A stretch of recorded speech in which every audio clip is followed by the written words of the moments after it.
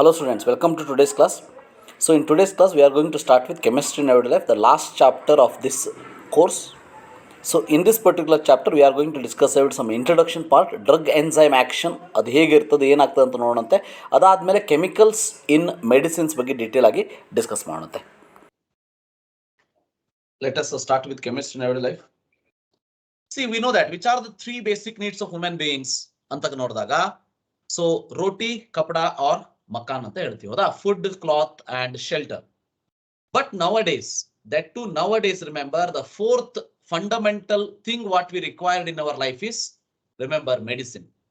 Without medicine ನಮ್ಮ life ನಡೆಯೋದೇ ಇಲ್ಲ ಅನ್ನೋ ಒಂದು ಲೆವೆಲ್ಗೆ ನಾವು ಬಂದ್ಬಿಟ್ಟಿದೀವಿ. So whatever it happens, even a small the pain in the headache ಇರ್ಬೋದು, ಹೊಟ್ಟೆಯಲ್ಲಿ ಏನೋ ಸಣ್ಣದಾಗ ನೋವು ಬಂತು, ಕೈಕಾಲಲ್ಲಿ ಏನೋ ನೋವು ಬಂತು, ತಕ್ಷಣ ಮೆಡಿಸಿನ್ ತಗೊಂಡ್ಬಿಡೋದು. ಅಂದ್ರೆ medicine is one of the basic need ಅನ್ನೋ ಹಾಗೆ ಆಗ್ಬಿಟ್ಟಿದೆ. ಅದ್ರ ಬಗ್ಗೆ ನಾವು ಈ ಚಾಪ್ಟರ್ ದಲ್ಲಿ ಡಿಸ್ಕಸ್ ಮಾಡೋಣಂತೆ. So medicine it became an integral part of our life, remember that. So 4 basic needs ನಾವೇನ್ ಡಿಸ್ಕಸ್ ಮಾಡಿದ್ವಿ, ಅದರಲ್ಲಿ the chemistry plays a vital role in day to day life ಹೌದಾ. ಸೊ ಇವೆ 4 ಬೇಸಿಕ್ ನೀಡ್ ಒಳಗೆ chemistry plays an very important role. So in that case, because of that reason the chapter name is given as chemistry in everyday life, the chemistry which improves the quality of life. So chemistry in everyday life dalli navu ಏನು discuss ಮಾಡ್ತೀವಿ ಹಾಗಾದ್ರೆ? So chemicals ಇನ್ medicines discuss ಮಾಡ್ತೀವಿ, food product ಅಲ್ಲಿ discuss ಮಾಡೋಣಂತೆ, chemicals ಇನ್ cleansing agent ಅಲ್ಲಿ discuss ಮಾಡೋಣಂತೆ. Actually ಇವು 3 part ನಮಗೆ important. So cleansing agent ಅಂತ soap and detergent ಬಗ್ಗೆ ಹೇಳ್ತೀವಿ. So chemicals in food product ಅಂತಂದ್ರೆ ಫುಡ್ ಪ್ರಿಸರ್ವೇಟಿವ್ಸ್ ಇರಬಹುದು, ಆಂಟಿ ಆಕ್ಸಿಡೆಂಟ್ಸ್ ಇರಬಹುದು, ಫುಡ್ ಕಲರ್ ಇರಬಹುದು, ಇದ್ರ ಬಗ್ಗೆ ಹೇಳ್ತೀವಿ. ಆರ್ಟಿಫಿಷಿಯಲ್ ಸ್ವೀಟ್ನಿಂಗ್ ಏಜೆಂಟ್ ಇದ್ರ ಬಗ್ಗೆ. ಕೆಮಿಕಲ್ಸ್ ಇನ್ ಮೆಡಿಸಿನ್ ಒಳಗೆ ಈ ಪ್ಯಾರಾಸಿಟಮಾಲ್, ಎನಾಲ್ಜೆಸಿಕ್ ಇವನ್ನೆಲ್ಲ ಯಾಕೆ ಯೂಸ್ ಮಾಡಬೇಕು, ಯಾಕೆ ತಗೋಬೇಕು, what is the use of that, ಅದನ್ನ ನಾವಿಲ್ಲಿ ಡಿಸ್ಕಸ್ ಮಾಡೋಣಂತೆ. So first we discuss about chemicals in the medicine. Let us begin with that. We know that this is the symbol ಹೌದಾ. ಸೊ ಈ ಸಿಂಬಾಲ್ ನೀವು identify ಮಾಡಿದ್ರೆ this is a red cross symbol ಅಂತ ಹೇಳ್ತೀವಿ. R ಈ symbol ನಿಮಗೆ ambulance ಮೇಲೆ ಕಾಣಿಸ್ತದೆ. ಇಟ್ ಹ್ಯಾಸ್ 4 ಸಿಗ್ನಿಫಿಕೆಂಟ್ ಕ್ವಾಡ್ರೆಂಟ್ಸ್ ಹೌದಾ. So first one is remember prevention, second one is diagnosis, remember the third one is treatment and the fourth one is cure. Remember ಈ 4 important ಕ್ವಾಡ್ರೆಂಟ್ಸ್ ಗಳು ಅಂದ್ರೆ ಆಫ್ ದಿಸ್ ಪ್ಲಸ್ ಸೈನ್ ಏನ್ indicate ಮಾಡ್ತಾ ಇದೆ ಅಂದ್ರೆ, ಒಂದು ಯಾವುದೋ ಒಂದು ಡಿಸೀಸ್ ಅನ್ನ ಡಯಾಗ್ನೋಸಿಸ್ ಮಾಡೋದು, ಅದನ್ನ ಬರದೇ ಇರೋ ಹಾಗೆ ಪ್ರಿವೆಂಟ್ ಮಾಡೋದು, ಬಂದ್ರೆ ಟ್ರೀಟ್ಮೆಂಟ್ ಮಾಡೋದು, ಸೊ ಟ್ರೀಟ್ಮೆಂಟ್ ಮಾಡಿ ಅದನ್ನ ಕ್ಯೂರ್ ಮಾಡೋದು. So these are the 4 parts of this plus symbol. ಅದಕ್ಕೆ ನಾವು ಇದನ್ನ ರೆಡ್ ಕ್ರಾಸ್ ಸಿಂಬಾಲ್ ಅಂತ ಹೇಳ್ತೀವಿ ಹೌದಾ. ಸೊ ಈ 4 ಕ್ವಾಡ್ರೆಂಟ್ಸ್ ಅನ್ನ ಯೂಸ್ ಮಾಡಿ we are going to define the drug. So the drug can be defined as, remember, chemicals of low molecular mass. ಇದು ಬಹಳ ಕಡಿಮೆ ಮಾಲಿಕ್ಯುಲರ್ ಮಾಸ್ ಇರುವಂತದ್ದು ಇರ್ತದೆ. These interacts with the macromolecular targets and produce biological response. Always remember, drug is a substance or the chemical which can interact with the macromolecular targets like enzymes, proteins, etc., which will produce biological response is called as drug. And the substance which is used for the purpose of prevention, diagnosis, treatment of disease is called as drug. So drug ಅನ್ನು ಈ ರೀತಿನೂ ಕೂಡ define ಮಾಡಬಹುದು. The substance which is used in the purpose of prevention ಇರಬಹುದು, diagnosis and treatment of the disease, we can call it as drug.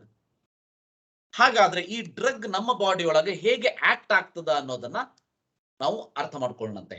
ಅದನ್ನ ನಾವು use of these chemicals for therapeutic effect is called as chemotherapy ಅಂತ ಹೇಳ್ತೀವಿ. ಅದರ characteristics ಇರಬಹುದು, ಅದರ classification ಇರಬಹುದು, ಮತ್ತೆ ಮೆಕ್ಯಾನಿಸಮ್ ಅನ್ನ ನಾವೀಗ ಬ್ರೀಫ್ ಆಗಿ ಡಿಸ್ಕಸ್ ಮಾಡೋಣಂತೆ. So when the biological response is therapeutic and useful, then remember that we call it as medicine ಹೌದಾ. So use of chemicals for therapeutic effect is called as chemotherapy ಅಂತ ಕರಿತೀವಿ. ಅಂದ್ರೆ chemicals ಅಂದ್ರೆ drug ಅನ್ನ use ಮಾಡಿ treatment ಅನ್ನ ನಾವು ಮಾಡ್ತೀವಿ, ಆ ಪ್ರೊಸೆಸ್ ಗೆ ಕೀಮೋಥೆರಪಿ ಅಂತ ಕರಿತೀವಿ, right. So important characteristics of drug ಅಂತ ನೋಡಿದಾಗ, remember very important is it should not disturb the normal physiological process. ಅದನ್ನ ನಾವು ಸೈಡ್ ಎಫೆಕ್ಟ್ ಅಂತ ಕರಿತೀವಿ. ಸೈಡ್ ಎಫೆಕ್ಟ್ ಇರಬಾರದು, that should be the ideal drug. ಅಂದ್ರೆ it should not disturb the normal physiological process. Whatever the physiological or biological process take place in our body day by day to day, that should not be affected. It should affect only that the target virus or bacteria which is present in our body, which is producing these effect. So another important thing is harmless to host but should destroy harmful organism. Host ಅಂದ್ರೆ ನಾವು, ನಮ್ಮ body. So ನಮ್ಮ ಬಾಡಿಗೆ ನಮಗೆ ಯಾವುದೇ ರೀತಿ problem ಆಗಬಾರ್ದು, harmless ಆಗಿರ್ಬೇಕು. ಬಟ್ ಏನಾಗಬೇಕು, it should be harmful for the organism ಆಗಿರ್ಬೇಕು. ಮಿನಿಮಮ್ ಸೈಡ್ ಇಫೆಕ್ಟ್ ಇರಬೇಕು. ಯಾವುದೇ ಡ್ರಗ್ ಅಲ್ಲಿ ಇದ್ರೂ ಕೂಡ ಮಿನಿಮಮ್ ಸೈಡ್ ಇಫೆಕ್ಟ್ ಇರಬೇಕು. ಮಿನಿಮಮ್ ಸೈಡ್ ಇಫೆಕ್ಟ್ ಇದ್ರೆ ಮಾತ್ರ ಅದು ಬೆಸ್ಟ್ ಡ್ರಗ್ ಅಂತ ಅನ್ಸ್ಕೊಡ್ತದೆ. ಇನ್ನೊಂದು localise to the affected site, ಅಂದ್ರೆ it should be pertaining to one particular site where the disease occurring bacteria ಇರ್ಬೋದು, ಎನ್ಸೈಮ್ಸ್ ಇರ್ಬೋದು, ಸಬ್ಸ್ಟೆನ್ಸ್ ಇಸ್ ಪ್ರೆಸೆಂಟ್. ಅದನ್ನ ನಾವು ಲೊಕಲೈಸ್ಡ್ ಇಫೆಕ್ಟ್ ಅಂತ ಕರಿತೀವಿ. ಅಂದ್ರೆ ಆ ಇಫೆಕ್ಟ್ ಶುಡ್ ಬಿ ಲೊಕಲೈಸ್ಡ್ ಇಡೀ ಬಾಡಿಗೆ. ಈಗ ನೋಡಿ, ಫಾರ್ ಎಕ್ಸಾಂಪಲ್ ನಮಗೆ ಮೈಕೈ ನೋವು ಆಗ್ತಾ ಇದೆ, ಸೊ ಅದು ಆಗ್ತಾ ಇದೆ ಅಂತಂದ್ರೆ it should not results in fever. ಆ ಟ್ಯಾಬ್ಲೆಟ್ ತಗೊಂಡಾಗ ಫೀವರ್ ಬರಬಾರ್ದು. ಫೀವರ್ ಅಂತ ಹೇಳಿ ಟ್ಯಾಬ್ಲೆಟ್ ತಗೊಂಡಾಗ ತಲೆನೋವು ಬರಕ್ ಸ್ಟಾರ್ಟ್ ಆಗಬಾರ್ದು. ಸೊ ತಲೆನೋವು ಅಂತ ಟ್ಯಾಬ್ಲೆಟ್ ತಗೊಂಡಾಗ ಕೈಕಾಲು ನೋವು ಬರಕ್ ಸ್ಟಾರ್ಟ್ ಆಗಬಾರ್ದು. ಅಂದ್ರೆ ಇವೆಲ್ಲ ಸೈಡ್ ಇಫೆಕ್ಟ್ ಆಗುವಂಥದ್ದು, ಅಥವಾ ವಾಮಿಟಿಂಗು ಅಥವಾ different side effects. So localise to the affected site ಇರಬೇಕು. These are the important characteristics of an ideal drug. So ಹಾಗಾದ್ರೆ ಈ ಡ್ರಗ್ಸ್ ಅನ್ನು ಹೇಗೆ ಕ್ಲಾಸಿಫೈ ಮಾಡಬಹುದು? See, these are classified based on different factors. First one is remember based on the pharmacological effects ಅಂತ ಕರಿತೀವಿ. So ಅನಾಲ್ಜೆಸಿಕ್ಸ್ ಅಂತ ಹೇಳ್ಬೋದು, ಅಥವಾ ಟ್ರಾಂಕ್ವಿಲೈಸರ್ ಅಥವಾ ಆಂಟಿ ಕ್ಯಾನ್ಸರ್ ಡ್ರಗ್ಸ್ ಈ ರೀತಿ ಹೇಳ್ತೀವಿ based on the pharmacological effect. Based on the action of drug, this can be called as painkillers. ಅಂದ್ರೆ ಅನಾಲ್ಜೆಸಿಕ್ಸ್, ಅಂದ್ರೆ ಅನಾಲ್ಜೆಸಿಕ್ಸ್ ಎರಡರಲ್ಲೂ ಬರ್ತದೆ, ಅದು ಮುಂದೆ ಹೇಳ್ತೀನಿ. Tranquillisers etcetera. Based on the chemical structure, this can be divided into penicillin irbodu, sulfonamide irbodu, urea irbodu, etc. Based on the therapeutic action, so that can be divided into antacid, antihistamine, neurological active drugs, etc. And the fifth one is based on the molecular targets. Andre the drugs which should target the proteins athwa enzyme receptor athwa nucleic acid as a target. Idana fifth classification anta heltivi. So ಈ ರೀತಿ ಒಂದು drugs ಅಂತ ಅಂದಾಗ 4-5 classification ಹೇಳ್ತೀವಿ. So these are the classification of the drugs. ನಾವ್ we discuss about mechanism of drug action. Action of enzymes ಅಂತ ಕರಿತೀವಿ. ಅಂದ್ರೆ ನಮ್ಮ ಬಾಡಿ ಒಳಗೆ ನಾವು ಟ್ಯಾಬ್ಲೆಟ್ಸ್ ಅನ್ನ ತಗೊಂಡಾಗ, ಸಿರಪ್ ಅನ್ನ ತಗೊಂಡಾಗ, ಏನೋ ಮೆಡಿಸಿನ್ ಅನ್ನ ತಗೊಂಡಾಗ ಅಥವಾ ಇಂಜೆಕ್ಷನ್ ತಗೊಂಡಾಗ ನಮ್ಮ ಬಾಡಿ ಒಳಗೆ ಏನು ಮೆಕ್ಯಾನಿಸಮ್ ಆಗ್ತದೆ, ಇಂಟ್ರೆಸ್ಟಿಂಗ್ ಒನ್. ಆದ್ರೆ ಇದನ್ನ ಡಿಟೇಲ್ ಆಗಿ ನಿಮಗೆ ಯಾವ್ದ್ರಲ್ಲೂ ಕೇಳೋದಿಲ್ಲ, ಯಾಕಂದ್ರೆ ಇದ್ರೊಳಗೆ ಇರೋದು 2 ಮಾರ್ಕ್ಸ್, 1 ಕ್ವಶನ್, 1 ಮಾರ್ಕ್ಸ್, 2 ಕ್ವಶನ್, ಹೌದಾ? So they cannot go for 3 marks, 4 marks, explain the mechanism of drug action ಅಂತ ಕೇಳೋಕೆ ಸಾಧ್ಯ ಇಲ್ಲ. ಸೊ ಅದಕ್ಕೆ ಇದ್ರ ಮೇಲೆ ಕ್ವಶನ್ ಕೇಳುವಂತ ಪಾಸಿಬಿಲಿಟಿ ಅಂದ್ರೆ ಸೆಕೆಂಡ್ PUC ಅಲ್ಲಿ ಬಹಳ ಕಡಿಮೆ ಇದೆ. So remember that. Mechanism of drug action. So proteins as drug target ಬಗ್ಗೆ ಡಿಸ್ಕಸ್ ಮಾಡೋಣಂತೆ. When we take proteins as drug targets, remember proteins may be enzymes or it can also call it as receptors. Remember, proteins may be enzymes or receptors. First one, action of drugs or enzymes ನೋಡುತ್ತೆ. So ಇದು ಒಂದು ರೀತಿ story ಇದಂಗೆ correct ಅರ್ಥ ಮಾಡ್ಕೊಳ್ಳಿ ಅಷ್ಟೇ. ಇದರಲ್ಲಿ explanation ಏನು ನಿಮ್ಗೆ ಅವಶ್ಯಕತೆ ಇಲ್ಲ. ಈವನ್ ಕಾಂಪಿಟೇಟಿವ್ ಎಕ್ಸಾಮ್ ಕೂಡ ಅವಶ್ಯಕತೆ ಇಲ್ಲ. What are enzymes? Enzymes already ಗೊತ್ತಿದೆ ನಮಗೆ. Biological catalyst. Enzymes are circulating proteins found in the blood. ಹೌದಾ? Enzymes which can circulate the proteins which is found in the blood. ಇವೆಲ್ಲ ಕೆಲಸವನ್ನ ಎನ್ಸೈಮ್ಸ್ ಮಾಡ್ತಾ ಹೋಗ್ತದೆ. ಸೊ ನಾರ್ಮಲ್ ಮೆಕ್ಯಾನಿಸಮ್ ಅನ್ನು discuss ಮಾಡೋಣಂತೆ. So mechanism in presence of drug ಅನ್ನು discuss ಮಾಡೋಣಂತೆ. So mechanism in presence of drug ಅಂತ ಅಂದಾಗ ಅದರಲ್ಲಿ 2 ಟೈಪ್. ಒಂದು ಕಾಂಪಿಟೇಟಿವ್ ಇನ್ಹಿಬಿಷನ್, ಇನ್ನೊಂದು ನಾನ್ ಕಾಂಪಿಟೇಟಿವ್ ಇನ್ಹಿಬಿಷನ್. ಒಂದು ಕಾಂಪಿಟೇಟಿವ್ ಆಗಿ ಮಾಡುವಂತದ್ದು, ಅಂದ್ರೆ ಇನ್ನೊಂದರ ಜೊತೆ ಕಾಂಪಿಟೇಟ್ ಮಾಡುವಂತದ್ದು. ಇನ್ನೊಂದು ನಾನ್ ಕಾಂಪಿಟೇಟಿವ್. ನಾವು can see normal mechanism. Normal mechanism ಏನಾಗ್ತದೆ, ಈ ರೀತಿ ಒಂದು ಎನ್ಸೈಮ್ ಇರ್ತದೆ. ಇದನ್ನ ನಾವು ಎನ್ಸೈಮ್ ಆಕ್ಟಿವ್ ಸೈಟ್ಸ್ ಅಂತ ಕರಿತೀವಿ. So just imagine or remember this surface chemistry chapter where I have discussed about enzyme mechanism. Active sites ಅಂತ ನಾವೇನ್ ಕರಿತೀವಿ. This active sites will attract, remember, substrate molecules. ಹೌದಾ? ಸಬ್ಸ್ಟ್ರೇಟ್, ಇದು ನಾರ್ಮಲ್ ಮೆಕ್ಯಾನಿಸಮ್. ಸಬ್ಸ್ಟ್ರೇಟ್ ಮಾಲಿಕ್ಯೂಲ್ ನ attract ಮಾಡ್ಕೊಳ್ತದೆ. So that substrate molecule will fit into this particular enzyme active sites. It is just like key fits into the lock and key mechanism ಅಂತಾನು ಕರಿತೀವಿ ನಾವು. ಇದು normal mechanism, remember. So ionic bonding ಇರ್ಬೋದು, ಈ ಒಂದು bonding hydrogen bonding ಇರ್ಬೋದು, covalent bond ಇರ್ಬೋದು, van der Waals force of attraction ಇರ್ಬೋದು, ಇವೆಲ್ಲ ಯಾವ್ದು ಬೇಕಾದ್ರೂ ಇರ್ಬೋದು. ಅಂದ್ರೆ enzyme will attract the substrate on its surface and it is may be due to ionic, hydrogen, covalent or van der Waals force of attraction. So it will form product plus enzyme. So product ಬರ್ತದ, enzyme substrate complex ಆದ್ಮೇಲೆ next dissociate to form product and enzyme. ಇದು normal mechanism. Normal mechanism. Substrate is known one. Known one ಅಂದ್ರೆ ಏನು? ಯಾವುದೋ ಒಂದು ಬೇಕಾಗಿರುವಂತಹ substrate ಅನ್ನ reaction ಈ ರೀತಿ ಮೆಕ್ಯಾನಿಸಮ್ ಅನ್ನ ಮಾಡ್ತದೆ. Okay. So now we'll discuss about in presence of drug. This is an active sites of the drug. It is a substrate and this is the drug. So ಈಗ ಏನಾಗಬೇಕು, substrate ಅನ್ನ ನಾವು ಇಲ್ಲಿ attach ಆಗದೆ ಇರೋ ಹಾಗೆ ನೋಡ್ಕೊಳ್ಬೇಕು. ಯಾವಾಗ? whenever this substrate is harmful for our body.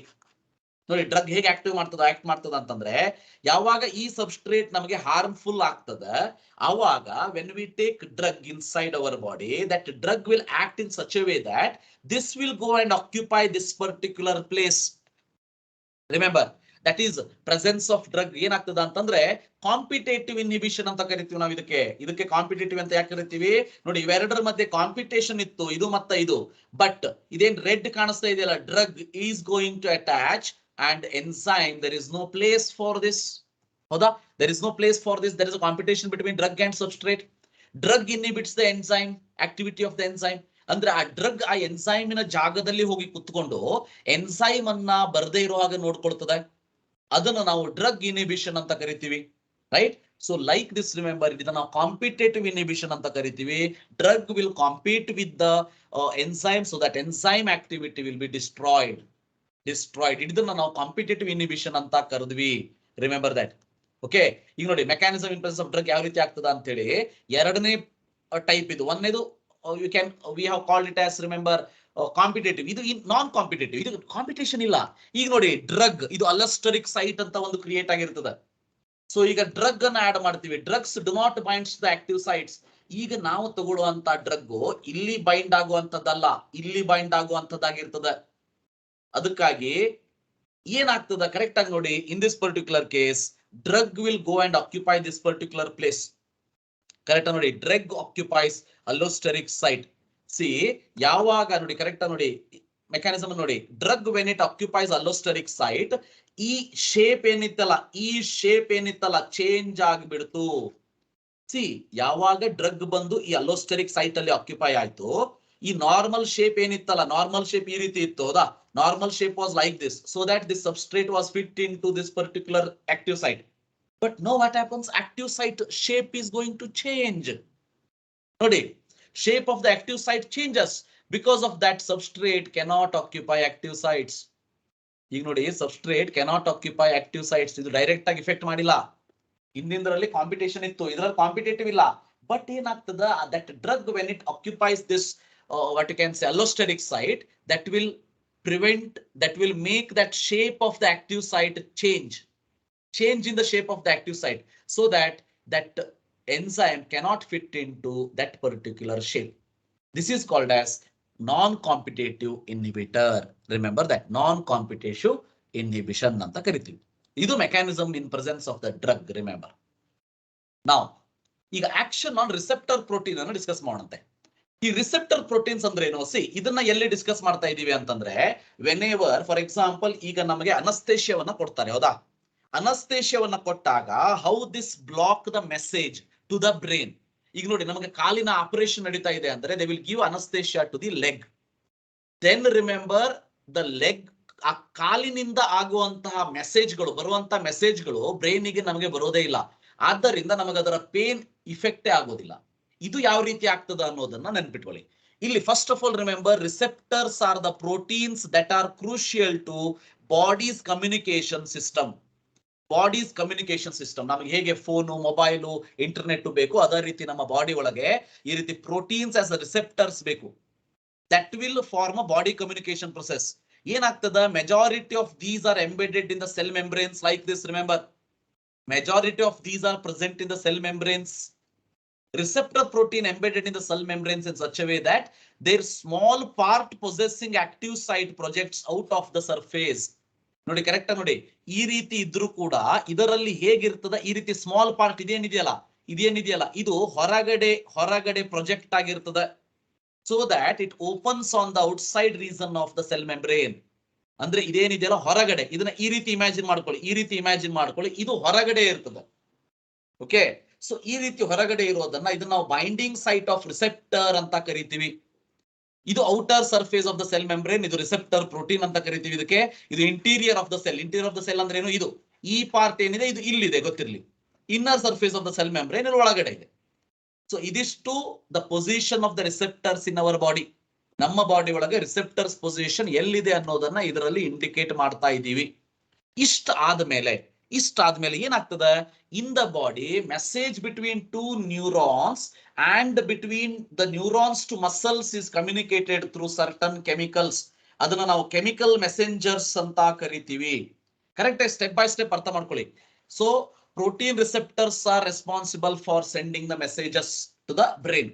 This message between two neurons or the between neurons to muscles is communicated through a certain chemicals called as chemical messengers in the body.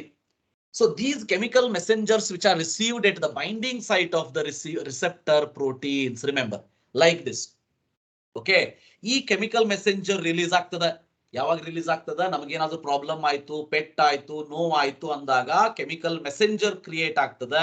ಆ chemical messenger ಏನಿದೆ that will go and fit in the binding site of the protein, so the receptor, and it will send the message like this. Remember, it will send the message like this. ಹೇಗೆ message ಅನ್ನ ಕಳಿಸ್ತದೆ, ಆ binding site ಅನ್ನ, ಆ shape ಅನ್ನ change ಮಾಡಿ, ಆ binding shape ಅನ್ನ change ಮಾಡಿದಾಗ ಅದು as a message it will goes into the cell. Thus chemical messenger gives message to the cell without entering the cell. Remember, ಅಂದ್ರೆ ಆ ಮೆಸೇಜ್ ಏನಿತ್ತು, the message which is passed to the cell without entering to the cell. So ಇದು mechanism ಇರುತ್ತೆ, normal body mechanism ಇದು. So ನಮ್ಗೆ ಏನಾದ್ರೂ pet ಆಯ್ತು, ಹೌದಾ, ಸೊ ಆ ಒಂದು ಮೆಸೇಜ್ ಹೇಗೆ ಪಾಸ್ ಆಗ್ತದೆ ಅಂತಂದ್ರೆ, so through the chemical messengers. ಆ ಕೆಮಿಕಲ್ ಮೆಸೆಂಜರ್ಸ್ ಏನ್ ಮಾಡ್ತವೆ, that will go and fit the receptor site. Fit ಆದ ತಕ್ಷಣ ರಿಸೆಪ್ಟರ್ ಸೈಟ್ ಚೇಂಜ್ ಆಗ್ತದೆ. ಚೇಂಜ್ ಆದಾಗ that change is itself reflect as a message into the cell. Remember, ಈಗ ಏನ್ ಮಾಡ್ತೀವಿ ನಾವು, ಈ ಕೆಮಿಕಲ್ ಮೆಸೆಂಜರ್ಸ್ ಅನ್ನ ಸ್ಟಾಪ್ ಮಾಡ್ತೀವಿ. ಯಾಕಂದ್ರೆ ಈ ಮೆಸೇಜ್ ಪಾಸ್ ಆಗ್ಬಾರ್ದು ನಮ್ಗೀಗ. For that remember we are going to use the drug which may be any anaesthetic agents. Remember, anaesthesia like agents we have used. So ಅದ್ರ ಕೆಲಸ ಏನು ಅನ್ನೋದನ್ನ ಅರ್ಥ ಮಾಡ್ಕೊಳ್ಳಿ. ಈಗ ನೋಡಿ, there are large number of different receptors in our body that interact with the different chemical messenger. ನಮ್ಮ body ಒಳಗೆ ಬಹಳಷ್ಟು ಈ ರೀತಿ ರಿಸೆಪ್ಟರ್ಸ್ ಗಳಿವೆ, ಅದು ಡಿಫರೆಂಟ್ ಕೆಮಿಕಲ್ ಮೆಸೆಂಜರ್ ಜೊತೆ ವರ್ಕ್ ಮಾಡ್ತಾ ಇರ್ತದೆ. These receptors will show particular selectivity for one chemical messenger over the other. Remember, because of the binding site ಅಂತ ನಾವೇನ್ ಕರಿತೀವಲ್ಲ, ಈ ಬೈಂಡಿಂಗ್ ಸೈಟ್ ಏನಿದೆ ಇದು ಪರ್ಟಿಕ್ಯುಲರ್ ಕೆಮಿಕಲ್ ಮೆಸೆಂಜರ್ ಗೆ ಫಿಟ್ ಆಗೋ ಹಾಗೆ ಇರೋದಕ್ಕೆ there are so many different chemical messenger work in our body in such a way that each and every protein receptor will have a binding site which is exactly opposite to the chemical messenger. Andre here also it is just like key fits into the lock. Like this we have a binding site. So ಅದಕ್ಕೆ ನೋಡಿ, chemical messenger over the other because their binding sites have different shape, structure and amino acid composition ಇರ್ತದೆ. ಈಗ ಅದರಲ್ಲಿ ನಾವು ಎರಡು type ಅನ್ನ ಹೇಳ್ತೀವಿ. ಒಂದು, drugs that bind to the receptor site and inhibit its natural function are called as antagonist. ಈಗ ನೋಡಿ, ಫಾರ್ ಎಕ್ಸಾಂಪಲ್ ನಮಗೆ ಒಂದು ಕಡೆ ಆಪರೇಷನ್ ಮಾಡಬೇಕಾಗಿದೆ, ಅಲ್ಲಿ ನಾವೇನ್ ಮಾಡ್ತೀವಿ, ಪೇನ್ ಕಿಲ್ಲರ್ಸ್ ಅನ್ನ ಹಾಕ್ಬೇಕು. ಪೇನ್ ಕಿಲ್ಲರ್ಸ್ ಅಂದ್ರೆ ಅನಸ್ತೇಷಿಯಾ ಹಾಕ್ಬೇಕು. ಅವಾಗ ಏನ್ ಮಾಡ್ಬೇಕಿದು, similar to the natural function, ಅದನ್ನ ನಾವು ಅಪೋಸಿಟ್ ನೇಚರ್ ಇರುವಂತಹ ಡ್ರಗ್ಸ್ ಅನ್ನ ಯೂಸ್ ಮಾಡ್ತಾರೆ. That will go and fit that receptor site. ಆ ರಿಸೆಪ್ಟರ್ ಗೊತ್ತೇ ಆಗೋದಿಲ್ಲ, ಮೋಸ ಮಾಡ್ಬಿಡ್ತೀವಿ ನಾವು. ಆಕ್ಚುಲಿ ರಿಸೆಪ್ಟರ್ ಗೆ ನಾರ್ಮಲ್ ಕೆಮಿಕಲ್ ಮೆಸೆಂಜರ್ ಬರ್ತಾ ಇದೆ ಅಂತ ಅನ್ಕೋಬಿಡ್ತಾರೆ. ಆದರೆ we have added that chemical messenger which is having the opposite shape, remember, ಅಂದ್ರೆ ಅಪೋಸಿಟ್ ನೇಚರ್. ಅದು ಹೋಗಿ ಫಿಟ್ ಆಗ್ಬಿಟ್ಟು ನ್ಯಾಚುರಲ್ ಫಂಕ್ಷನ್ ಅನ್ನ ಇನ್ಹಿಬಿಟ್ ಮಾಡ್ತದೆ. ಅದನ್ನ ನಾವು ಎಂಟಾಗೋನಿಸ್ಟ್ ಅಂತ ಕರಿತೀವಿ. Remember, these are useful when blocking of messages is required. Mainly anaesthesia work ಆಗೋದು ಇದೇ ಪ್ರಿನ್ಸಿಪಲ್ ಮೇಲೆ. ಸೊ ಇನ್ನೊಂದು ಟೈಪ್ ಇದೆ, these are the other type of drug that mimic the natural messenger by switching on the receptor. These are called agonist. Remember, exactly same ಇರ್ತದೆ, ಆದ್ರೆ natural messenger ಆಗಿರೋದಿಲ್ಲ. It will have a mimic of the natural messenger, ಅಂದ್ರೆ mimicry ಮಾಡ್ಬಿಡ್ತಾವ ಹೋಗಿ. ಅಂದ್ರೆ other type of drugs ಏನಿರ್ತದಲ್ಲ ಅದನ್ನ similar to natural messenger ನ ಹಾಕ್ತಿವಿ. ಯಾಕೆ ಬೇಕಾಗ್ತದ, ಯಾವಾಗ ನಮ್ಮ ಬಾಡಿ ಒಳಗೆ ಈ ನ್ಯಾಚುರಲ್ ಮೆಸೆಂಜರ್ಸ್ ಕರೆಕ್ಟ್ ಆಗಿ ವರ್ಕ್ ಮಾಡೋದಿಲ್ಲ ಅವಾಗ. ನೋಡಿ, these are useful when there is a lack of natural chemical messenger. ಒಂದು ಕೇಸ್ ಒಳಗ ಎಂಟಾಗಾನಿಸ್ಟ್ ಅಂತ ಅಂದಾಗ ಕಂಪ್ಲೀಟ್ ಆಗಿ ನ್ಯಾಚುರಲ್ ಫಂಕ್ಷನ್ ಅನ್ನ ಇನ್ಹಿಬಿಟ್ ಮಾಡಬೇಕು. ಅಗಾನಿಸ್ಟ್ ಅಂದಾಗ ನ್ಯಾಚುರಲ್ ಫಂಕ್ಷನ್ ನ ಇನ್ಹಿಬಿಟ್ ಮಾಡಬಾರ್ದು. ಬಟ್ ನಮ್ಮ ಬಾಡಿ ಒಳಗೆ ನ್ಯಾಚುರಲ್ ಮೆಸೆಂಜರ್ಸ್ ವರ್ಕ್ ಆಗ್ತಾ ಇಲ್ಲ. ಅವಾಗ ಏನ್ ಮಾಡ್ಬೇಕು, ಒಂದು another chemical we will add as a drug which will mimic the natural messenger, which is useful when there is a lack of natural chemical messenger. ಅಂದ್ರೆ chemical messenger ಇಲ್ಲ ಅಂದಾಗ ನಮಗೆ ಇದು ಬೇಕಾಗ್ತದೆ. ಅದನ್ನ ನಾವು ಅಗಾನಿಸ್ಟ್ ಅಂತ ಕರಿತೀವಿ.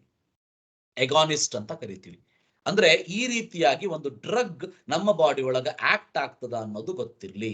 ರಿಮೆಂಬರ್, ನಮ್ಮ ಬಾಡಿ ಒಳಗೆ ಆಕ್ಟ್ ಆಗ್ತದೆ. Okay, So always remember like this, our body is going to act against the drug. Idu normal drug mechanism with the enzymes. So idadmel ಈಗ ನಾವೇನ್ ಡಿಸ್ಕಸ್ ಮಾಡ್ತೀವಿ, that is remember in this particular case chemicals in the body, that is chemicals in the everyday life. In that chemicals in medicines anna first to discuss ಮಾಡೋಣಂತೆ.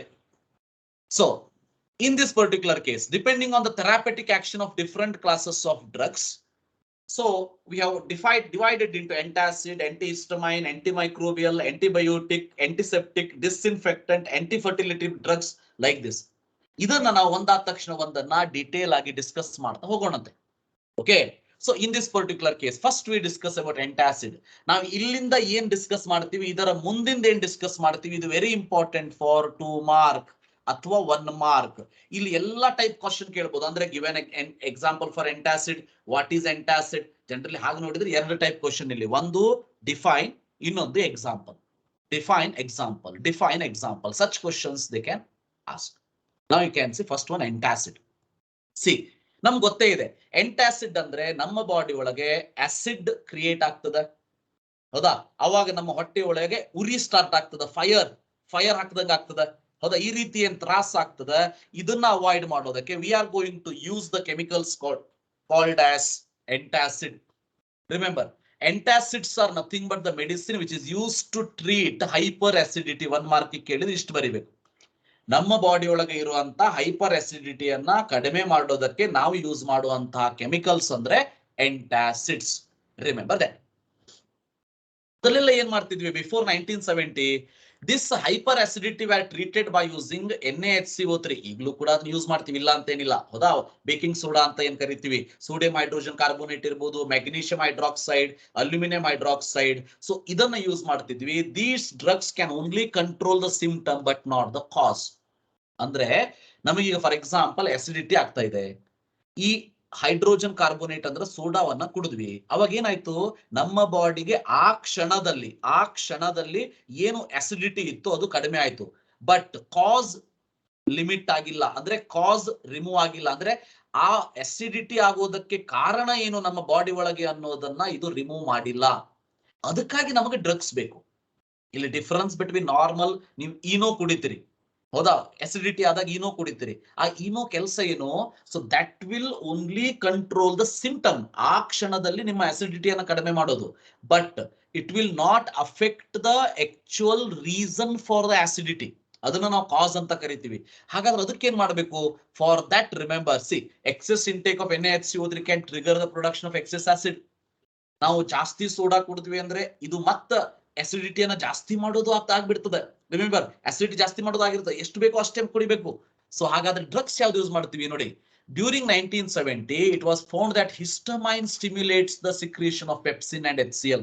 ಅವಾಗ the first drug which was designed that is to cure this antacid ಅಂದ್ರೆ acidity. So cimetidine ಅಥವಾ Tagamet ಅಂತ ಕರೀತಾರೆ, was designed to prevent interaction of histamine with the receptor present in the stomach wall. This resulted in the release of lesser amount of acid. ಅಂದ್ರೆ already release ಆಗಿರೋ acid ಅನ್ನ ಕಡಿಮೆ ಮಾಡ್ಕೊಳ್ಳೋದು important ಅಲ್ಲ, ಮುಂದೆ ಆಸಿಡ್ ರಿಲೀಸ್ ಆಗದೆ ಇರೋ ಹಾಗೆ ನೋಡ್ಕೊಳ್ಬೇಕಲ್ಲ, ಅದಕ್ಕಾಗಿ ನಾವು ಈ ಡ್ರಗ್ ಅನ್ನು ಯೂಸ್ ಮಾಡ್ತೀವಿ. Some more drugs, for example ನೋಡಿ, important drugs was so much that it remained in the largest selling drug in the world until another drug, ranitidine or Zantac, was discovered. ಅಂದ್ರೆ first ಸಿಮೆಟಿಡಿನ್ ಅಥವಾ ಟೆಗಾಮೆಟ್ ಅಂತ ಏನಿತ್ತು ಅದು first foremost drug ಇತ್ತು, antacid ಅಂತ ಹೇಳಿ. But ಈಗ ರೆನೆಟಿಡಿನ್ ಇದೆ, Zantac ಇದೆ, ವಾಸ್ ಡಿಸ್ಕವರ್ಡ್. ಅಂದ್ರೆ ಈಗ ನಮಗೆ ಎಕ್ಸಾಂಪಲ್ ಫಾರ್ antacid ಅಂತ ಕೇಳಿದ್ರೆ drug, don't right soda water. So soda ಅಂತ ಬರೀಲಿಕ್ಕೆ ಹೋಗ್ಬೇಡಿ, ಏನ್ ಬರೀಬೇಕು? ಟೆಗಾಮೆಂಟ್ ಅಥವಾ ಸಿಮೆಟಿಡಿನ್ ಅಂತ ಬರೀಬೇಕು, ಇಲ್ಲ ಅಂದ್ರೆ ರೆನಿಟಿಡಿನ್ ಆರ್ Zantac ಅಂತ ಬರೀಬೇಕು. Remember, ranitidine or Zantac. Particular example ಅನ್ನೇ ಬರೀಬೇಕಾಗ್ತದ ಅನ್ನೋದು ಗೊತ್ತಿರ್ಲಿ, ವೆರಿ ಇಂಪಾರ್ಟೆಂಟ್. ಪರ್ಟಿಕ್ಯುಲರ್ ಎಕ್ಸಾಂಪಲ್ ನೇ ಬರಿಬೇಕಾಗ್ತದೆ ನೋಡಿ. ಇವೆಲ್ಲ ಎಕ್ಸಾಂಪಲ್ಸ್. ಇವ್ಯಾವುದು ಸ್ಟ್ರಕ್ಚರ್, ಇನ್ನೊಂದ್ಸರಿ ಹೇಳ್ತೀನಿ, ಈ ಒಂದು ಚಾಪ್ಟರ್ ಅಲ್ಲಿ ಇವ್ಯಾವ ಸ್ಟ್ರಕ್ಚರು ಕೂಡ ನಾಟ್ ನೆಸೆಸರಿ. ಓಕೆ, ಅದ್ರ ಬಗ್ಗೆ ತಲೆ ಕೆಡಿಸ್ಕೋಬೇಡಿ, ಇಷ್ಟು ನೆನ್ಪಿಟ್ಕೊಳ್ಳಿ. ಹಿಸ್ಟಮೈನ್, ಸಿಮಿಟಿಡಿನ್, ರೆನಿಟಿಡಿನ್ ಇವೆಲ್ಲ ಒಂದಷ್ಟು ಎಕ್ಸಾಂಪಲ್ ಫಾರ್, ಹಿಸ್ಟಮೈನ್ ಅಲ್ಲ, cimetidine and ranitidine. Zantac or this Tagamet ಅಂತ ಏನ್ ಕರಿತೀವಿ, that is an example for antacid. ಎರಡನೇದಾಗಿ ಆಂಟಿ ಹಿಸ್ಟಮೈನ್. ಈ ಹಿಸ್ಟಮೈನ್ ಆಂಟಿ ಹಿಸ್ಟಮೈನ್ ಟ್ಯಾಬ್ಲೆಟ್ ಸಿಗ್ತದೆ ನಮಗೆ. ಸೊ ಹಿಸ್ಟಮೈನ್ ಏನಂದ್ರೆ compound which is released by cells which responsible to the injury and in allergic and inflammatory reaction are cause reaction and causing contraction of smooth muscle and dilation of capillaries called as histamines. Andre histamines are the chemicals which is released by our some of the cells, remember, which results in some injury in the stomach itself. ಅಂದ್ರೆ allergies ಆಗ್ತದೆ, ಅಥವಾ ಬಾಯಲ್ಲಿ ಹುಣ್ಣಾಗುವಂಥದ್ದು, inflammation ಆಗುವಂಥದ್ದು, ಅಥವಾ what we call it as smooth muscles contraction ಆಗುವಂಥದ್ದು, dilation of capillaries ಅಂದ್ರೆ so ನಮ್ಮ blood capillaries dilute ಆಗುವಂಥದ್ದು, ಇವನ್ನೆಲ್ಲ ನಾವು ಹಿಸ್ಟಮೈನ್ಸ್ ಅಂತ ಕರಿತೀವಿ. ಇಂಥ ಹಿಸ್ಟಮೈನ್ಸ್ ಅನ್ನ ಪ್ರಿವೆಂಟ್ ಮಾಡೋದಕ್ಕೆ ನಾವು ಕೆಮಿಕಲ್ ಏನ್ ಯೂಸ್ ಮಾಡ್ತೀವಿ ಅದನ್ನ ನಾವು ಆಂಟಿ ಹಿಸ್ಟಮೈನ್ಸ್ ಅಂತ ಕರಿತೀವಿ. So some synthetic drugs like brompheniramine, ಇದೆಲ್ಲ 1 ಮಾರ್ಕ್ಸ್ ಕೇಳಿರುವಂತ ಎಕ್ಸಾಂಪಲ್ಸ್ ಗೊತ್ತಿರಲಿ. ಸೊ ಡಿಮೆಟಾಪ್ ಅಂತ ಕರಿತೀವಿ, ಅಥವಾ ಟೆರ್ಫಿನಡೈನ್, ಸೆಲ್ಡೇನ್ ಅಂತ ಕರಿತೀವಿ, which act as a antihistamine. They interface with the natural action, interfere with the natural action. Remember, synthetic drugs like bromophenamine ಇರಬಹುದು, ಡಿಮೆಟಾಪ್ ಅಂತ ಕರಿತೀವಿ, ಟರ್ಫಿನಡೈನ್ ಇರಬಹುದು, ಸೆಲ್ಡೇನ್ ಅಂತ ಕರಿತೀವಿ, ಇವೆಲ್ಲ ಆಕ್ಟ್ ಆಸ್ ಅ ಆಂಟಿಹಿಸ್ಟಮೈನ್ ಅನ್ನೋದು ಗೊತ್ತಿರಲಿ. ಒಂದಷ್ಟು ಎಕ್ಸಾಂಪಲ್ ನೋಡಿ. So like this. So Dimetapp or Dimetane ಅಂತ ಕರಿತೀವಿ, ಸೆಲ್ಡೇನ್ ಅಂತ ಕರಿತೀವಿ, ಇವೆಲ್ಲ ಎಕ್ಸಾಂಪಲ್ ಫಾರ್ ಆಂಟಿಹಿಸ್ಟಮೈನ್ ಅನ್ನೋದು ಗೊತ್ತಿರಲಿ. Antihistamine, remember. Next neurologically active drugs. Neurological active drugs ಅಂದಾಗ there are 2 types. One is tranquilizer, another one is analgesic. ಅದರಲ್ಲಿ ಮತ್ತೆ ನಾರ್ಕೋಟಿಕ್, ನಾನ್ ನಾರ್ಕೋಟಿಕ್ ಅಂತ ಬರ್ತದೆ, ಮುಂದೆ ಡಿಸ್ಕಸ್ ಮಾಡೋಣಂತೆ. ಟ್ರಾಂಕ್ವಿಲೈಸರ್ಸ್ ಅಂದ್ರೆ ಏನು? These affect the message transfer mechanism from nerve to receptor. Neurological active drugs ಅಂತಂದ್ರೆ so these affect the message transfer between nerve to receptor. ಅಂದ್ರೆ nerve ಇಂದ ರಿಸೆಪ್ಟರ್ ಗೆ ಹೋಗುವಂತ, ರಿಸೆಪ್ಟರ್ ಅಂದ್ರೇನು? So it may be brain cells, ಅದಕ್ಕೆ message ಹೋಗೋದನ್ನ stop ಮಾಡೋದಕ್ಕೆ ನಾವಿಲ್ಲಿ ನ್ಯೂರೋಲಾಜಿಕಲ್ ಆಕ್ಟಿವ್ ಡ್ರಗ್ಸ್ ಅನ್ನ ಯೂಸ್ ಮಾಡ್ತೀವಿ. So remember, tranquillisers are used in treatment of stress. So very important 1 mark question. What is the use of tranquilizer? Tranquilizers are used in the treatment of stress. It relieves anxiety, stress, irritability, excitement by inducing sense of well-being. ಅಂದ್ರೆ sense of well being ಅಂದ್ರೆ ನಾವು excite ಆಗ್ತೀವಲ್ಲ ಬಹಳ ಖುಷಿಯಿಂದ, so ಅದು ಕೂಡ dangerous. Anxiety ಇರಬಹುದು, stress ಇರಬಹುದು, irritation ಆಗುವಂತದ್ದು ಇರಬಹುದು. ಸಿ ಇವೆಲ್ಲ because of some of the chemicals which is released in our body. ಅದನ್ನ ನಾವು ಇನ್ಹಿಬಿಟ್ ಮಾಡೋದಕ್ಕೆ we need tranquillisers. Remember, tranquillisers like noradrenaline ಇರಬಹುದು, ಇಕ್ವಾನಿಲ್ ಇರಬಹುದು, ಇಪ್ರೋನಿಯಾಸಿಡ್ ಇರಬಹುದು, ಫೆನಾಲ್ಸಿನ್ ಇರಬಹುದು, ಕ್ಲೋರ್ ಡಯಾಪ್ಸೆಪಾಕ್ಸೈಡ್ ಇರಬಹುದು, ಮೆಪ್ರೋಬೆಮೇಟ್ ಇರಬಹುದು, ರಿಲೀವ್ ಟೆನ್ಷನ್. ಸೊ ಇವನ್ನೆಲ್ಲ ಸ್ಪೆಲ್ಲಿಂಗ್ ಕರೆಕ್ಟ್ ಆಗಿ ಓದ್ಕೊಂಡು ಹೋಗ್ಬೇಕು, ಪ್ರಾಕ್ಟೀಸ್ ಮಾಡ್ಕೊಂಡು ಹೋಗ್ಬೇಕು. ಅಟ್ಲೀಸ್ಟ್ 1 or 2 ಎಕ್ಸಾಂಪಲ್ ನೆನ್ಪಿಟ್ಬೇಕು. ಸಿಂಪಲ್ ಇರೋದು ಇಕ್ವಾನಿಲ್, ಇಪ್ರೋನಿಯಾಸಿಡ್ ಅಥವಾ ಫೆನಾಲ್ಸಿನ್, ಇಂಥದ್ದನ್ನ ನೆನ್ಪಿಟ್ಕೊಂಡು ಹೋಗಿ give an example for tranquillisers ಅಂತ ಕೇಳ್ತಾರೆ.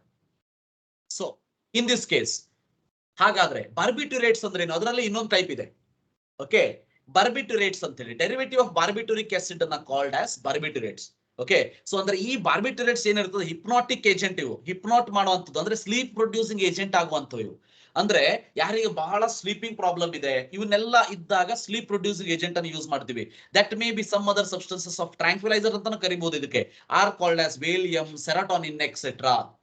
Is also remember, tranquilliser example ನೀವು ವೇಲಿಯಂ, ಸೆರಟೋನಿನ್ ಕೂಡ ಕೊಡಬಹುದು. ರಿಮೆಂಬರ್, ಸ್ಲೀಪ್ ಪ್ರೊಡ್ಯೂಸಿಂಗ್ ಏಜೆಂಟ್ ಅಂತ ಕರಿತೀವಿ. Like this, best rehab centres for treatment addiction, tranquilliser ನೋಡಿ ಈ ರೀತಿ ಸ್ಲೀಪ್ ಪ್ರೊಡ್ಯೂಸಿಂಗ್ ಏಜೆಂಟ್ಸ್ ಇವು. Then very important, they function by different mechanism. ಗೊತ್ತಿರಲಿ, ಒಂದೆರಡು ಎಕ್ಸಾಂಪಲ್ ನೋಡಿ. ನೊರಾಡ್ರೆನಲೈನ್ ಅಂತ ಒಂದಿದೆ, ನೊರಾಡ್ರೆನಲೈನ್ ಅಂತ ಒಂದಿದೆ. Is one of the neuro transmitters that plays role in mood change. ಯಾರಿಗೆ ಬಹಳ ಬೇಗ ಮೂಡ್ ಚೇಂಜ್ ಆಗಿರ್ತದ, ಈಗಿದ್ದಾಗ ಇನ್ನೊಂದು ಸ್ವಲ್ಪ ಕ್ಷಣದಲ್ಲಿ ಇರೋದಿಲ್ಲ, ಅಂಥವರಿಗೂ ಕೂಡ ಈ ಟ್ರಾಂಕ್ವಿಲೈಸರ್ ಅವಶ್ಯಕತೆ ಇರ್ತದೆ. ಓಕೆ, ಸೊ ಅದಕ್ಕಾಗಿ ನಾವೇನಾದ್ರೂ ಈ ಸೈಕೋಲಾಜಿಕಲ್ ಡಾಕ್ಟರ್ಸ್ ಹತ್ರ ಹೋದಾಗ, ಸೊ ಸೈಕ್ರಾಟಿಸ್ಟ್ ಹತ್ರ ಹೋದಾಗ ಅವ್ರು ಇದನ್ನೆಲ್ಲ ಚೆಕ್ ಮಾಡಿ ಟ್ಯಾಬ್ಲೆಟ್ಸ್ ಅನ್ನು ಕೊಡ್ತಾರೆ, ಡ್ರಗ್ಸ್ ಅನ್ನು ಕೊಡ್ತಾರೆ. ಇದು ನೊರಾಡ್ರೆನಲೈನ್ ಅನ್ನೋದು which is one of the neurotransmitter that plays in role in mood change ಆಗೋದನ್ನ ಕಡಿಮೆ ಮಾಡುವಂಥದ್ದು. If the level of noradrenaline is low for some reason, remember, ಇದೇನಿದೆಯಲ್ಲ ನೊರಾಡ್ರೆನಲಿನ್ ಅನ್ನೋದು ನಮ್ಮ ಬಾಡಿ ಒಳಗೆ ರಿಲೀಸ್ ಆಗುವಂತದ್ದು, that plays role in mood change. ಆದ್ರೆ ಆ ಬಾಡಿ ಒಳಗಿರೋ ಈ ಕಂಟೆಂಟ್ ಏನಾದ್ರೂ ಕಡಿಮೆ ಆದ್ರೆ, ಏನೋ ಒಂದು ಬೇರೆ ರೀಸನ್ಗೆ, then the signal sending activity becomes very low. ಏನಾಗ್ಬಿಡ್ತದ, ಈ ಮೂಡ್ ಚೇಂಜ್ ಆಗೋದೇ ಇಲ್ಲ. ಅಂದ್ರೆ ಮೂಡ್ ಚೇಂಜಿಂಗ್ ಕೆಪಾಸಿಟಿ ಕಡಿಮೆ ಆಗ್ತದೆ. ಆವಾಗ the person which who suffer from depression ಅಂತ ಹೇಳ್ತೀವಿ ನಾವು. Person will be suffers from depression. ಅದನ್ನ ನಾವು ಆಂಟಿ ಡಿಪ್ರೆಸೆಂಟ್ ಡ್ರಗ್ಸ್ ಅಂತ ಕರಿತೀವಿ. ಆಂಟಿ ಡಿಪ್ರೆಸೆಂಟ್ ಡ್ರಗ್ಸ್ ಅಂತ ಕರಿತೀವಿ, ರಿಮೆಂಬರ್. ಸೊ ಒಂದು ಎಕ್ಸಾಂಪಲ್ ಅಂತಂದ್ರೆ, so these drug inhibit the enzyme which is catalysing the degradation of noradrenaline. ಅಂದ್ರೆ ನಮ್ಮ ಬಾಡಿ ಒಳಗೆ ನೊರಾಡ್ರಿನಲೈನ್ ಪ್ರೊಡ್ಯೂಸ್ ಆಗ್ಬೇಕಾಗಿತ್ತು, ಅದನ್ನ ಇನ್ಹಿಬಿಟ್ ಮಾಡುವಂತಹ ಎನ್ಸೈಮ್ ಏನಿದೆಯಲ್ಲ ಆ ಎನ್ಸೈಮ್ ಅನ್ನ inhibit ಮಾಡ್ಬಿಡೋದು. Okay, so this important neurotransmitter is slowly metabolized and can activate its receptor for longer periods of time, so counteracting the effect of depression. So ನಮ್ಮ body ಒಳಗೆ ನೊರಾಡ್ರಿನಲೈನ್ ಕಡಿಮೆ ಆದಾಗ depression ಆಗ್ತದೆ. So depression ಆದಾಗ ಅಂತಂದ್ರೆ ನೋಡಿ, depression ಅಂದ್ರೆ ಏನು, ಒಂದೇ ಥಿಂಕ್ ಮಾಡ್ಕೋತ ಕುಂತ್ಬಿಡೋದು, ಏನೋ ಒಂದು ಸ್ಮಾಲ್ ಇಫೆಕ್ಟ್ ಆಗಿರ್ತದ ಅದನ್ನ ಥಿಂಕ್ ಮಾಡ್ಕೋತ ಕುಂತ್ಬಿಡೋದು, ಡಿಪ್ರೆಷನ್ ಅಂತ ಹೇಳ್ತೀವಿ. ಆ ಡಿಪ್ರೆಷನ್ ಯಾಕೆ ಆಗ್ತದ ಅಂದ್ರೆ ನಮ್ಮ ಬಾಡಿ ಒಳಗೆ ಒಂದು ನೊರಾಡ್ರಿನಲೈನ್ ಅನ್ನೋ ಒಂದು ನ್ಯೂರೋ ಟ್ರಾನ್ಸ್ಮಿಟಿಂಗ್ ಏಜೆಂಟ್ ಏನಿದೆಯಲ್ಲ ಅದು ಕಡಿಮೆ ಉತ್ಪತ್ತಿ ಆಗ್ಲಿಕ್ಕೆ ಆಗ್ತದೆ. ಅದನ್ನ ನಾವು ಜಾಸ್ತಿ ಮಾಡಬೇಕು. ಅದನ್ನ ಜಾಸ್ತಿ ಮಾಡೋದಕ್ಕೆ ಈ ಪ್ರೋನಯಾಸಿಡ್ ಅಥವಾ ಫಿನೈಲ್ಸೀನ್ ಅಂತ 2 ಇಂಪಾರ್ಟೆಂಟ್ ಡ್ರಗ್ಸ್ ಅನ್ನ ಯೂಸ್ ಮಾಡಬಹುದು. Remember, in this particular case iproniazid and phenelzine ಅನ್ನೋ ಒಂದು ಡ್ರಗ್ಸ್ ಅನ್ನ ಇದ್ರೊಳಗ ನಾವು ಯೂಸ್ ಮಾಡಬಹುದು. Remember that this is what we called as antidepressant drugs and tranquillisers. ಇನ್ನು ಅನಾಲ್ಜೆಸಿಕ್ ಅಂತ ಅಂದಾಗ, ಅನಾಲ್ಜೆಸಿಕ್ ಅಲ್ಲಿ ಮತ್ತೆ 2 type. Generally remember, analgesic reduce or abolish pain, ಅಂದ್ರೆ ನಮ್ಮ ಪೇನ್ ಅನ್ನ ಕಡಿಮೆ ಮಾಡ್ತದೆ ಅಥವಾ ರಿಮೂವ್ ಮಾಡ್ಬಿಡ್ತದೆ without causing impairment of consciousness. ಅಂದ್ರೆ ವಿದೌಟ್ ಕಾಸಿಂಗ್ ಅನ್ಕಾನ್ಶಿಯಸ್ನೆಸ್ ಅಂತ ಅರ್ಥ. ಅನ್ಕಾನ್ಶಿಯಸ್ ಆಗದೇನೆ ನಮ್ಮ ಬಾಡಿಯನ್ನ ಚೇಂಜ್ ಮಾಡುವಂಥದ್ದು, ಮೆಂಟಲ್ ಕನ್ಫ್ಯೂಷನ್ ಇಲ್ದೇನೆ ಸೊ ಆ ಪೇನ್ ಅನ್ನ ರಿಮೂವ್ ಮಾಡುವಂಥದ್ದು, ಇನ್ಕಾರ್ಡಿನೇಷನ್ ಅಥವಾ ಪ್ಯಾರಾಲಿಸಿಸ್ ಆಗದೇನೆ ನಮ್ಮ ಬಾಡಿ ಪೇನ್ ಅನ್ನ ಚೇಂಜ್ ಮಾಡುವಂಥದ್ದು. ಇದನ್ನ ನಾವು ಅನಾಲ್ಜೆಸಿಕ್ಸ್ ಅಂತ ಕರಿತೀವಿ. ಅನಾಲ್ಜೆಸಿಕ್ಸ್ ಅಂತಂದ್ರೆ ಇವ್ ಯಾವ್ದನ್ನು ಮಾಡೋದಿಲ್ಲ. ಯಾವುದು ಅನ್ಕಾನ್ಶಿಯಸ್ನೆಸ್ ಇರ್ಬೋದು, ಮೆಂಟಲ್ ಕನ್ಫ್ಯೂಷನ್ ಇರ್ಬೋದು, ಇನ್ಕಾರ್ಡಿನೇಷನ್ ಇರ್ಬೋದು. ಅಂದ್ರೆ coordination between body and brain will be left, ಅಂದ್ರೆ ಅದು ಹೋಗ್ಬಿಡ್ತದೆ. ಪ್ಯಾರಾಲಿಸಿಸ್ ಆಗದೆ ಇರೋ ಹಂಗ ನೋಡ್ಕೊಂಡು ಅನಾಲಿಸಿಕ್ಸ್ ಅನ್ನ, ಅಂದ್ರೆ ಅನಾಲ್ಜೆಸಿಕ್ ಕೆಲಸ ಅದು, ಅದನ್ನೆಲ್ಲ ಮಾಡದೇನೆ ಪೇನ್ ಅನ್ನ ಕಡಿಮೆ ಮಾಡುವಂಥದ್ದು. ಇಲ್ಲಿ 2 ಟೈಪ್ ಹೇಳ್ತೀವಿ, ಒಂದು ನಾನ್ ನಾರ್ಕೋಟಿಕ್, ಒಂದು ನಾರ್ಕೋಟಿಕ್. ಬಹಳ ಇಂಪಾರ್ಟೆಂಟ್, 2 ಮಾರ್ಕ್ಸ್ ಕೇಳ್ತಾರೆ. ನಾನ್ ನಾರ್ಕೋಟಿಕ್, ನಾರ್ಕೋಟಿಕ್. ನಾನ್ ನಾರ್ಕೋಟಿಕ್ ಅಥವಾ ನಾನ್ ಎಡಿಕ್ಟಿವ್ ಅನಾಲ್ಜೆಸಿಕ್ಸ್ ಅಂತ ಏನ್ ನಾವು ಕರಿತೀವಿ, ಅದನ್ನ ನಾವು ಕಾಮನ್ ಆಗಿ ಯೂಸ್ ಮಾಡುವಂಥದ್ದು ಆಸ್ಪಿರಿನ್ ಟ್ಯಾಬ್ಲೆಟ್ಸ್, ಪ್ಯಾರಾಸಿಟಮಾಲ್. ನೋಡಿ, ಈಗ ನಮಗೆ ಮೈಕೈ ನೋವು ಆಯ್ತು, ಏನಾದ್ರು ಪ್ರಾಬ್ಲಮ್ ಆಯ್ತು ಅಂದ್ರೆ ಪ್ಯಾರಾಸಿಟಮಾಲ್ ತಗೋತೀವಿ, ಆಸ್ಪಿರಿನ್ ತಗೋತೀವಿ. So these are called as non narcotic analgesics. Remember, okay, aspirin inhibits the synthesis of chemicals known as prostaglandins which stimulate inflammation in the tissue and cause pain. ನಮ್ಮ body ಒಳಗೆ pain ಆಗದೆ ಇರೋ ಹಾಗೆ ನೋಡ್ಕೊಳ್ಳೋದು aspirin ಅನ್ನೋ ಒಂದು tablet. Aspirin ತಗೊಂಡಾಗ ಏನಾಗ್ತದೆ, ಇದು ಆ ಇನ್ಫ್ಲಮೇಷನ್ ಅನ್ನ ಪ್ರೊಡ್ಯೂಸ್ ಮಾಡುವಂತಹ ಟಿಶ್ಯೂ ಇರಬಹುದು ಅಥವಾ chemicals which is known as prostaglandins ಇರಬಹುದು. ಅಂದ್ರೆ ಅಂತ ಕೆಮಿಕಲ್ಸ್ ಅನ್ನ ಪ್ರೊಡ್ಯೂಸ್ ಮಾಡಿ it will synthesise such chemicals which can effect that inflammation of the tissue and which can cause pain. ಅಂತ ಪೇನ್ ಬರುವಂತಹ ಒಂದು ಕಾಸ್ ಏನಿದೆ ಅದನ್ನ ರಿಮೂವ್ ಮಾಡುವಂತದ್ದು ಆಸ್ಪಿರಿನ್. ಓಕೆ, ಅಂದ್ರೆ ಪ್ರೊಸ್ಟಾಗ್ಲಾಂಡಿನ್ಸ್ ಅನ್ನೋ ಒಂದು ಕೆಮಿಕಲ್ ಈ ಪೇನ್ ಅನ್ನ ರಿಲೀಸ್ ಮಾಡ್ತದೆ. ಅದನ್ನ ಏನ್ ಮಾಡ್ತೀವಿ, ಇನಿಬಿಟ್ ಮಾಡುವಂತ ಕೆಲಸ ಆಸ್ಪಿರಿನ್ ಇದು. ನೋಡಿ, ಇದರಲ್ಲಿ ಇನ್ನೊಂದು ಪಾಯಿಂಟ್ ಇದೆ, ಆಂಟಿಪೈರೆಟಿಕ್ ಅಂತ ಹೇಳಿ. ಓಕೆ, ಅಂದ್ರೆ the drugs which can reduce the fever is called as antipyretic. So first of all ಗೊತ್ತಿರಲಿ, ದೀಸ್ ಡ್ರಗ್ಸ್ ಅಂದ್ರೆ ನಾನ್ ನಾರ್ಕೋಟಿಕ್ ಏನಿದೆಯಲ್ಲ, ಆಸ್ಪಿರಿನ್ ಅಥವಾ paracetamol, these drugs are effective in relieving skeletal pain such as due to arthritis. Arthritis ಅಂದ್ರೆ ಕಾಲಲ್ಲಿ ಆಗುವಂತ pain ಅನ್ನು ಕೂಡ ಇದು ರಿಲೀಸ್ ಕಡಿಮೆ ಮಾಡ್ತದೆ. ಪ್ಲಸ್ ಫೀವರ್ ಇದ್ದಾಗ ನಾವು ಪ್ಯಾರಾಸಿಟಮಾಲ್ ಟ್ಯಾಬ್ಲೆಟ್ ತಗೋತೀವಿ. ಯಾಕಂತಂದ್ರೆ aspirin or paracetamol act as both analgesic and antipyretic. ಬಹಳ ಇಂಪಾರ್ಟೆಂಟ್, 1 ಮಾರ್ಕ್ಸ್ ಕೇಳಿದ್ರೆ ಇದನ್ನ. Give an example for the drug which act as both antipyretic and analgesic. That is antipyretic and analgesic ಅಂತ act ಆಗೋದು. Remember, ಈ analgesic aspirin ಅಥವಾ paracetamol. And also which drug prevent the platelet coagulation ಅಂತ ಕೇಳ್ತಾರೆ. Analgesic ಅಂತ ಬರೀಬೇಕು ಅಥವಾ aspirin or paracetamol ಅಂತ ಬರೀಬೇಕು. How aspirin or paracetamol prevent the platelet coagulation ಅಂತ ಕೇಳಬಹುದು. ಅದಕ್ಕೆ ಇದನ್ನ ಬರೀಬೇಕು, which its anti blood clotting action aspirin finds use in prevention of heart attack ಅಂತ ಹೇಳಿ. So which drug is used in, give an example for the drug used in prevention of heart attack ಅಂತ ಕೇಳಬಹುದು. Aspirin ಅಂತ ಬರೀಬೇಕು. Remember, so these are the important points about non-narcotic analgesic. ಇದರಲ್ಲಿ remember aspirin, paracetamol, these are also called as antipyretic because it can reduce the fever and it will prevent the platelet coagulation. ಅಂದ್ರೆ ನಮ್ಮ body ಒಳಗೆ ಕೊಯಾಗುಲೇಟ್ ಆಗದೆ ಇರೋ ಹಾಗೆ ನೋಡ್ಕೊಳ್ತದೆ, blood ಕೊಯಾಗುಲೇಟ್ ಆಗದೆ ಇರೋ ಹಾಗೆ, ಬ್ಲಡ್ ಕ್ಲಾಟಿಂಗ್ ಆಗದೆ ಇರೋ ಹಾಗೆ ನೋಡ್ಕೊಳ್ತದೆ. And also because of this anti-blood clotting action, it is used in prevention of heart attacks. Remember, ಇದು ಅನಾಲ್ಜೆಸಿಕ್ಸ್ ಅಂತ ಕರಿತೀವಿ, ನಾನ್ ನಾರ್ಕೋಟಿಕ್. ಇನ್ನು ನಾರ್ಕೋಟಿಕ್ ಅನಾಲ್ಜೆಸಿಕ್ಸ್ ಅಂತ ಅಂದಾಗ ಮಾರ್ಫಿನ್ ಇರಬಹುದು ಅಥವಾ many of it's homologous. Similar type of compound, when administered in the medicinal doses, relieve pain and produce sleep.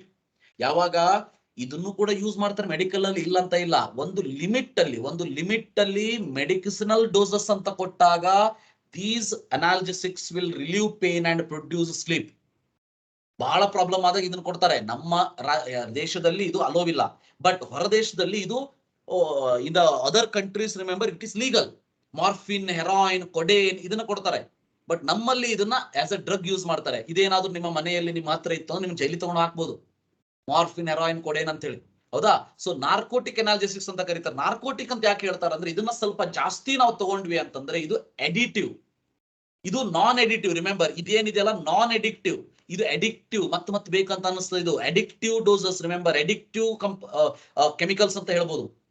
ಅದಕ್ಕಾಗಿ remember, in this particular case these will be used in the medicinal doses, it is good, otherwise it is very bad. Remember that. Now examples ನೋಡಿ, morphine, heroin, ಕೊಡೇನ್ ಎಲ್ಲ ಈ ರೀತಿ formal ಇರ್ತದೆ. Morphine ಇರ್ಬೋದು, ಇದನ್ನ ನಾವು ಇಲ್ಲಿ ನಮ್ಮ ಇಂಡಿಯಾದಲ್ಲಿ ಇದನ್ನ ಬೆಳೆಯುವಂಗೂ ಇಲ್ಲ. ರಿಮೆಂಬರ್, ಸೊ ಇಲ್ಲಿಗಲ್ ಇದು. ಸೊ ಆದ್ರೆ ಫಾರಿನ್ ನಲ್ಲಿ ಲೀಗಲ್ ಇದು. ಸೊ ಲೈಕ್ ದಿಸ್ ನೋಡಿ, ಈ ರೀತಿ ಇಫೆಕ್ಟ್ ಆಗ್ತದೆ ಡ್ರಗ್ಸ್ ತಗೊಂಡು. ಸೊ ಇದನ್ನ ನಾವು ಡ್ರಗ್ಸ್ ಅಂತ ಕರಿತೀವಿ. But these analgesics are cheaply used for relieve postoperative pain, cardiac pain, pains of terminal cancer in the or in also in the pains in the child birth. ಇದನ್ನ use ಮಾಡಬಹುದು.